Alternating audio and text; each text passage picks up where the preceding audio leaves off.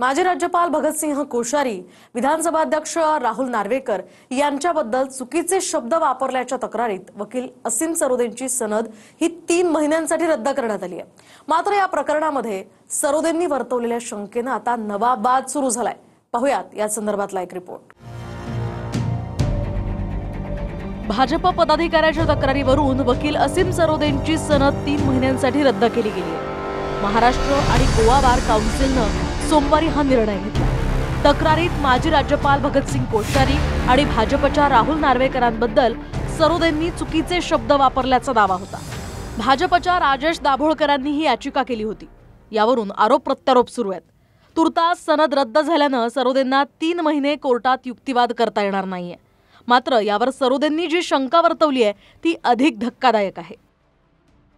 सरोदे हे सुप्रीम कोर्टात सुरू असलेल्या पक्षवादाच्या खटल्यात उद्धव ठाकरेंचे वकील आहेत। सरोदेंच्या दाव्यानुसार सनद रद्दचा हा निकाल 12 ऑगस्ट 2025 लाच काढण्यात आला। मात्र मला ती ऑर्डर 3 दिवसांपूर्वी म्हणजे 30 सप्टेंबरला देण्यात आली।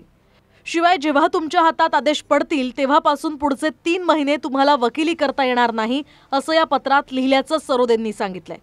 दुसरीकडे येत्या 12 नोव्हेंबरला सुप्रीम कोर्टात शिवसेना पक्ष चिन्हाची सुनावणी होणार आहे।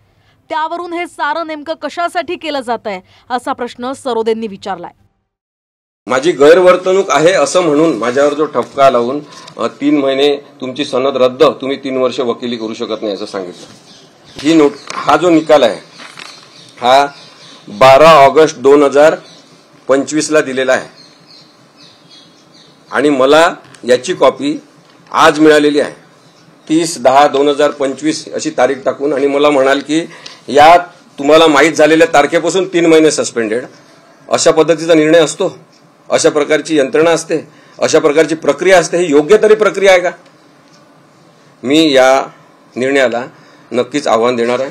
न्यायालयाने जे निर्णय दिले होते त्या संदर्भामध्ये जाहीर टिप्पणी केली होती। त्याबरोबरीने राज्यपाल हा फालतू माणूस आहे असं पण त्यांनी स्टेटमेंट दिलं होतं। विधानसभा अध्यक्ष राहुल नार्वेकर आहेत, त्यांनी जो निर्णय दिला तो निर्णय कोणाच्या तरी राजकीय दबावाखाली दिला असंही त्याच्यामध्ये म्हटलं होतं। कुठल्याही ॲडव्होकेटला न्यायालयाच्या विरोधात किंवा संविधानाच्या पदाच्या विरोधात बोलण्याचा कुठलाच अधिकार नाही। त्यामुळे या संदर्भात जो निर्णय आलेला आहे असीम सरोदे यांना अतिशय योग्य आहे। दरम्यान शिवराय आणि ज्योतिबा फुलेंबद्दल वादग्रस्तपणे बरळणाऱ्या कोश्यारींवर टीका केली म्हणून भाजप पदाधिकाऱ्यानं ही तक्रार दिली होती। त्यावरूनही विरोधक सवाल उपस्थित करतात। मागच्या काही काळापासून सरोदे शिवसेना खटल्यात ठाकरेंच्या बाजूने युक्तिवाद करतात। त्याबरोबरच शिवरायांबद्दल गरळ ओकून इतिहासकार इंद्रजित सावंतांना धमकवणाऱ्या कोरटकर विरोधात सुद्धा सरोदेंनी आक्रमक भूमिका घेतली होती। Bureau report, TV9 Marathi.